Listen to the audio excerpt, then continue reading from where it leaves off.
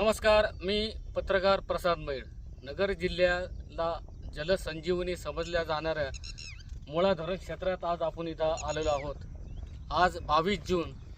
मुळा धरणाचा पाणीसाठा हा जिवंत 2 TMCच्या पेक्षाही खाली आलेला आहे.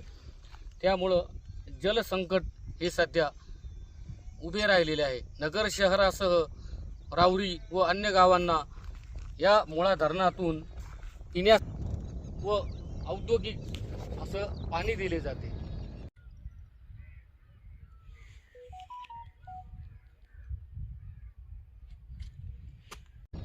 सव्वीस TMC ची क्षमता असणाऱ्या मुळा धरणात आज नीचांकी असा पाणी साठा शिल्लक असून सध्या पावसाचं देखील मोठं संकट जिल्ह्यावर असल्याने मुळा धरणाच्या पाण्याकडे सगळ्यांचे लक्ष लागलेले आहे.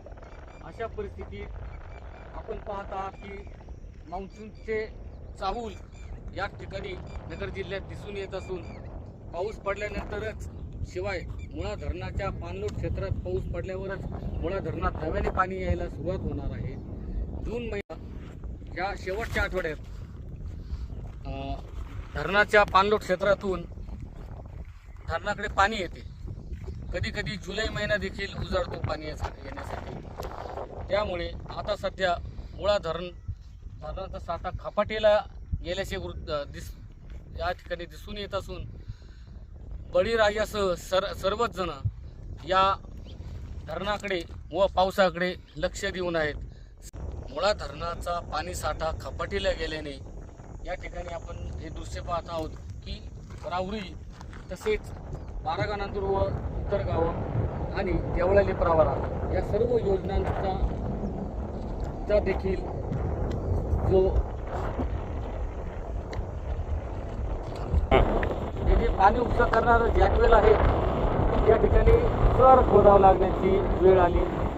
त्यामुळे आता पाणी देखील जपून वापरणं गरजेचं बनले असून पाणी कपातीचे संकेत आहे.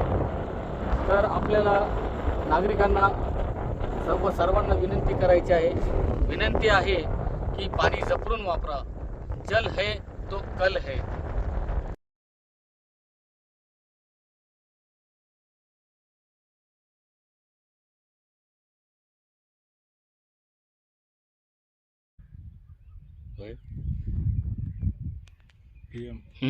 किती मोठा फोटो आहे.